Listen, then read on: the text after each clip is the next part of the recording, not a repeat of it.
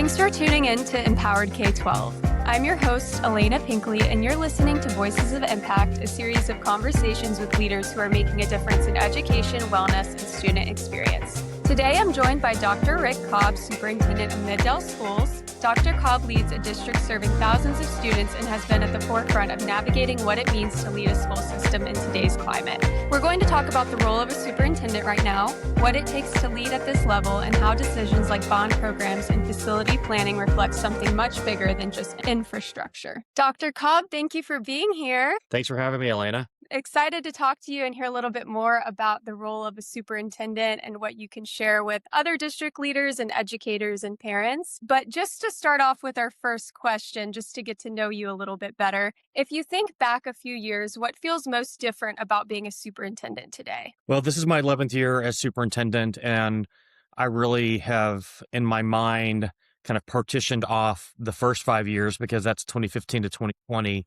and then everything changed. And the pandemic was not our first crisis that we had to get through doing this job, but it was the biggest one. And I think it has just created a different climate around public education than I have ever seen before. Our students have more, I think, disruptions and trauma in their own lives. And so we see different kinds of behaviors, or maybe the same behaviors that we've always seen in education, but they're happening sooner, they're more frequent, they're more intense. So instead of having one really disruptive student in a class, there might be several. The teacher shortage has been a real issue in Oklahoma and nationally, but we're working with some different partnerships to try to find our way around that. It's something different to navigate. And then I think the third thing that's really different now is that the school choice climate has been a game changer in Oklahoma. The first thing our legislature did was open up transfers between school districts, which actually benefited us. But then when they created a voucher program for students to go to private schools, and a lot of parents are choosing that kind of to escape the regimen of state testing because you don't have to do that in private schools. And for whatever other reasons, we've talked to families, and there may be, if you have 20 families in a room that have taken that voucher money and gone to private school, they might have 20 different reasons why, but a lot of it is that we get kind of locked into a box by state regulations. And I think that getting to escape from some of that has been, I think, a part of that movement as well. Absolutely. And you mentioned COVID too. And I think the role of a superintendent is really one of those roles where it's ever evolving. You're working with the community, and any slight, offset can kind of throw the whole role in a different direction, especially with COVID when you had to pull kids out of school and now the things with school choice. But what do you personally think that people are underestimating about this role right now? I don't think in general, people understand that it's all the time. I'm never not the superintendent. It can be 9 p.m. and I'm getting ready to go to sleep or something. It can be the weekend, or I can be on vacation, and the phone's going to ring, and whatever that phone call is requires my full attention. So, and I'm not saying that I can solve that problem. It might be that it requires my attention, and I have to pass off managing whatever that issue is to someone else. But I just, there's rarely a time that I can fully escape from the job. And then I think the second thing is that I don't think people realize how isolating it is. I have a great team around me. My deputy superintendent is probably the best deputy superintendent that anyone has ever had. And, but we don't occupy the same space. I would love to see her in this role someday, but right now there's still a line of supervision, and you can't ever have that separation. So, I've been very fortunate to build a great network of peers in Oklahoma and around the country as well over the last several years. And I think that's helped sustain me in the role. Absolutely. And I think just having those other superintendent connections from across the country, it really does allow you to have those conversations with them and have that mutual understanding of the challenges that you're dealing with. So when it comes to, dealing with this pressure, how do you personally stay grounded? For me, it's just knowing that at the end of the day, I'm going home and there's my wife. She works from home. So when I travel for work, if she's free, she can come with me and, work in a lobby. And so a lot of my friends from other states recognize her from the lobby. She has very unique headphones that she wears. And so as I've been building these friendships across the country, she's been a part of that. I think that's one thing that COVID clarified for me is that, it was around the time that we were also becoming empty nesters. And now all of a sudden I had all of this time at home, and we're like, hey, we really still like spending time with each other. And I don't think everybody gets that, now going into year 31 of our marriage. Mhm. It's like, it's just, it's a real fortunate thing that, that we you know, get to have that. My family, my kids will call and check on me and I'll call and check on them. And, it's just, that's what keeps me grounded is knowing that I'm never really fully away from my job because my cell phone's right here. But this is not who I am. I don't want the first thing that people get to know about me to be my job, Mhm. unless it happens to be a work event and then obviously it's relevant. Yes, absolutely. Having that, just that support system, I'm sure is incredibly helpful. And I've noticed in my work, when people have a supportive partner, it really completely changes their day to day at work. And I think that's just a really important thing to have. Yeah. Yeah. I can't imagine doing this part of my life without, the personal part of my Mhm. life. So I want to get into something a little bit more, I guess, complex, I'd say, in terms of some of the projects your school district is working on. You're taking that and kind of facilities, funding, long-term planning, and you're having to communicate all of that to the public. So what does that responsibility look like for you?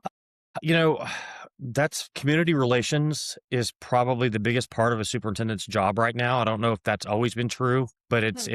it's true for me. And it's probably the part that I underestimated the most when I took this job. I was in the district just south of here as the curriculum director and then assistant superintendent. I thought I would come here and all of my focus would be on instruction. Well, thank goodness I have Dr. Broyles as my deputy superintendent doing that because most of my time is spent in finances, community relations, facilities. And in 2023, we passed a $492 million bond to do capital improvements all around the district. And communicating what that process was like to the public, it took a lot of deliberate effort. And we had already passed two bond elections since I'd been here, but nothing that large. And so I would go to different conferences and hear other people's bond strategies. And I kind of cobbled together a blueprint for how we wanted to do this. And so we had the winter and spring of 2023, we had three bond steering committee meetings and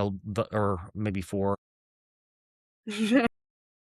It was a lot, but the last one had about 120 people there, and when you put people in tabletops and you say, "All right," and you hold up slips of paper. So this slip of paper represents the fine arts edition that we're going to be building at Midwest City High School. Cost estimate is going to be $20 million, and they have all these slips, and we tell them, "Here's the budget. Here are the three regions of the district plus general district expenses, and we want you at your table to make $200 million work." And we started with 200 million and we went up and we went up. And finally, we just reached a point with the bond steering committee that there were a lot of projects that they liked that weren't being included and they wanted to go higher with the bond amount. And I said, "You're going to have to help me sell this to the voters then." In 2017, we asked for $130 million.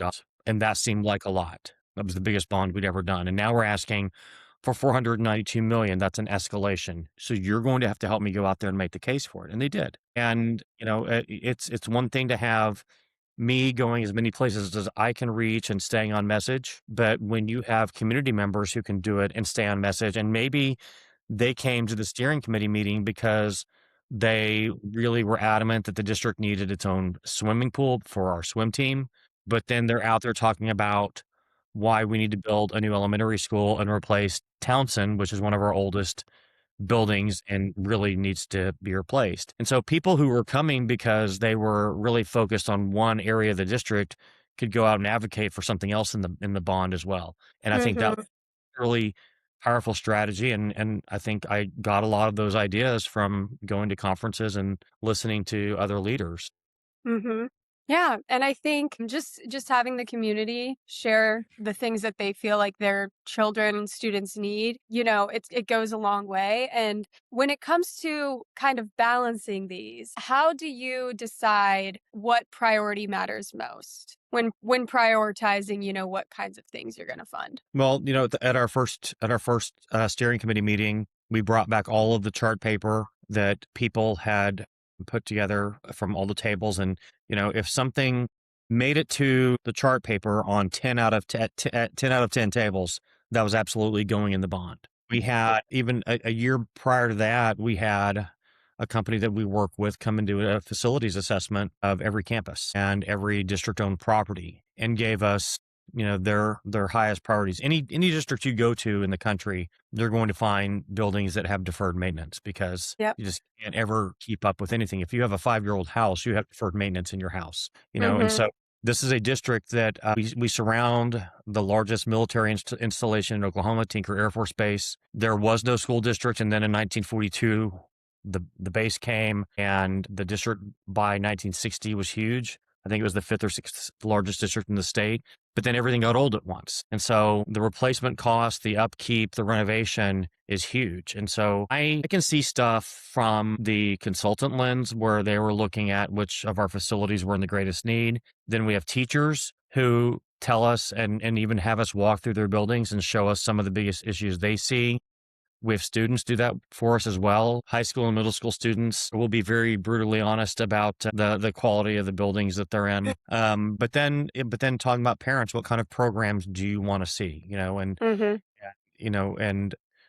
And always letting them know I'm willing to entertain conversations about our athletics facilities, our performing arts centers. Those are big public spaces, and people from other communities that might come up on Friday night for a football game, that might be the only thing they see. And so they don't need to think negatively of our school district because the football stadium is in terrible shape, Mhm.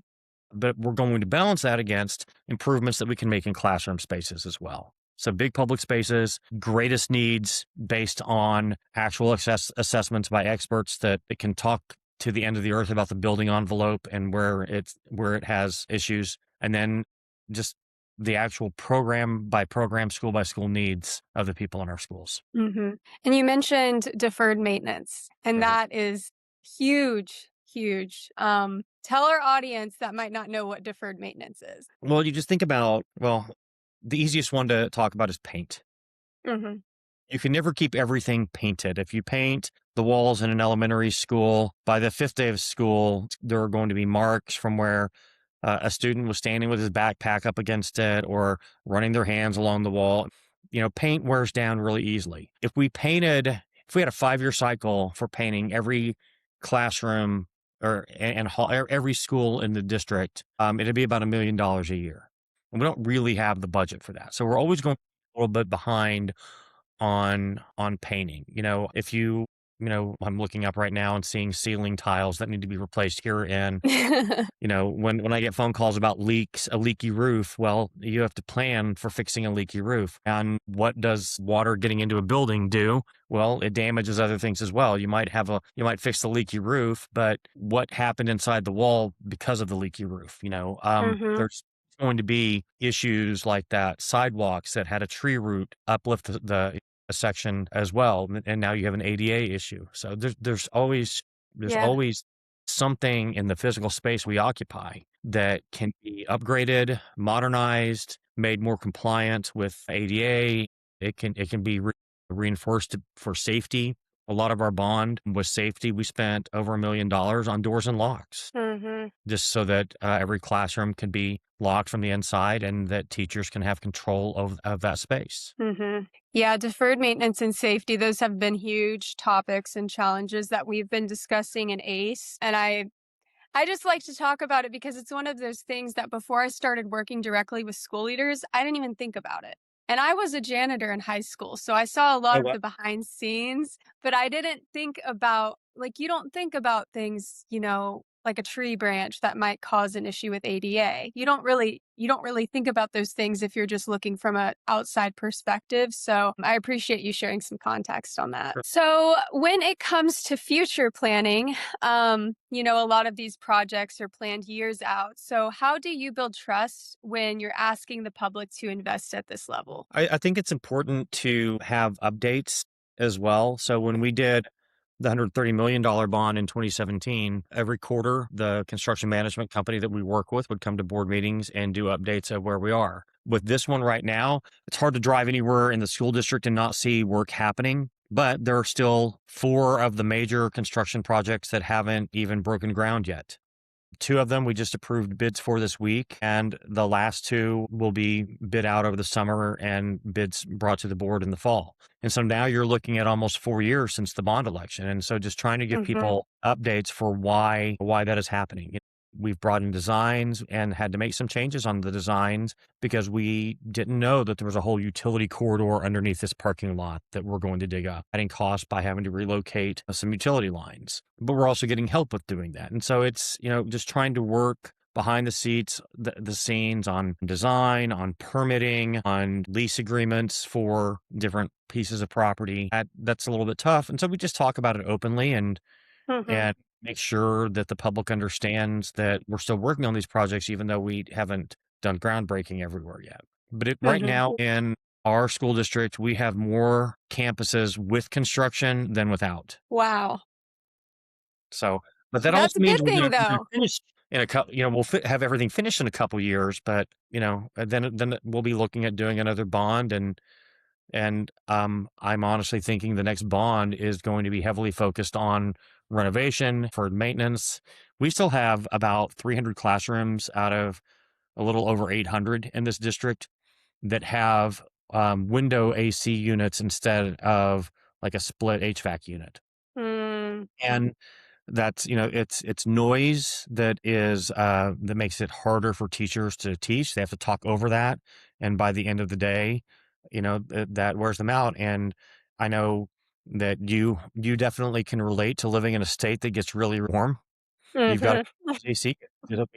It'll be in the 90s here next week. Yeah, So, we're going to be cranking AC and it's going to be really loud for our classrooms. And so yeah, that I can see us tackling in the future. But a lot of it's just when you present an idea like that, it affects so many campuses. It's really easy to sell that to the public. It's not maybe as glamorous as, building a new section for a football stadium or doing wholesale improvements to your performing arts center, but it's something that I would still be really proud to see us put forward to the voters. yeah, definitely. And I'm sure it's something the students and teachers would appreciate as well. Also, just, it's hard to get air circulation in there when you have an AC unit too. That's So, right. That's but right. yeah, I You didn't want even to, you consider either how want to sit loud they right are. by that AC unit or you don't. Yeah, you sit right by it and freeze all day. Yeah. That would have been the choice I would make as a student, but then what you're sacrificing is engagement because it's going to be harder to hear the teacher from that spot. Yeah. And as a student, that may or may not be what you want. The cold air does keep you awake, That's I'll say true. that. You're That is shivering, true. you can't fall asleep in class. True. So when it comes to the community spaces, there's a lot of emphasis on multipurpose facilities and the Right. partnerships beyond the school system. So how do you think about schools as community spaces? That's actually a discussion that we're having a lot internally right now because we have a lot of youth programs that use our facilities for basketball practice or whatever. When my children were younger, I coached youth sports. I had an agreement with the elementary school to use the soccer field or use the basketball gym. I guess it was just the gym. I used it for basketball. It would have been weird to go in there and have my kids on my team on the rock climbing wall. But, and so I think there's just a long history and tradition of schools being the centerpiece in a community, in a neighborhood. The 2 towns that I grew up in, Chickasha and Norman, most of the older elementary schools were at the center of a neighborhood. And here in Middell, most of the older schools are in the middle of a neighborhood. That was how neighborhoods were planned. And so I think it's traditional to the era, really the last 150 years, I think we've been building neighborhoods and towns and planning for a school to be in the middle of them.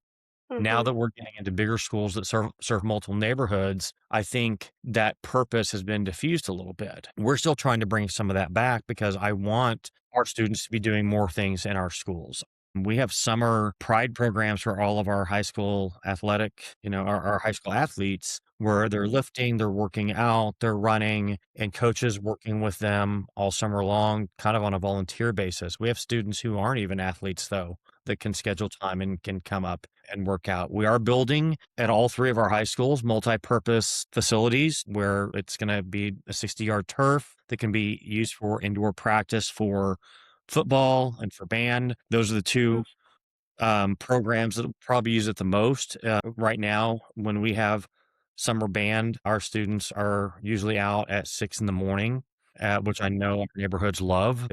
In Oklahoma, in August, when our band's getting ready for their competition season, for marching, the highs can be 105, 110 degrees. You have to Yeah. knock in the morning. So this is going to help us with all of our programs. But we also, we want those to be facilities that can be used for all kinds of things and not just athletics and fine arts. Our communities, you know, in most school districts, in most towns, a school can be the largest meeting space that's available, other than maybe a church, you know, Mm.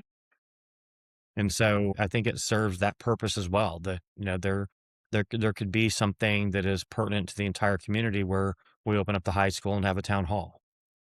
You know, so there are a lot of things that happen in our schools after hours, and I'll drive by and see a packed parking lot and not even know what's going on. It's something that That's awesome. Yeah, I love the idea of community spaces, especially with some of the leaders I've spoken to. If they might be in, a more low income area, those community spaces really do allow children to come in and get, what they need and allow families to be supported too. So I think I love that more districts are starting to incorporate different kinds of community spaces. And I think it's going to make a really big difference in the trust and collaboration that they have. I agree. Well, Dr. Cobb, thank you so much for being here today and just You're sharing welcome. a little bit more about the work you're doing in MedDel and the role of a superintendent right now. I think a lot of our audience members and other leaders are, going to resonate with a lot of what you shared in terms of just some of the challenges superintendents and school leaders are facing. So thank you for being here and for sharing. You're welcome. I appreciate it. If this episode resonated with you, make sure you're subscribed so you don't miss future conversations with leaders shaping education. Thank you for listening to Empowered K-12. I'm Elena Pinkley, and this has been Voices of Impact.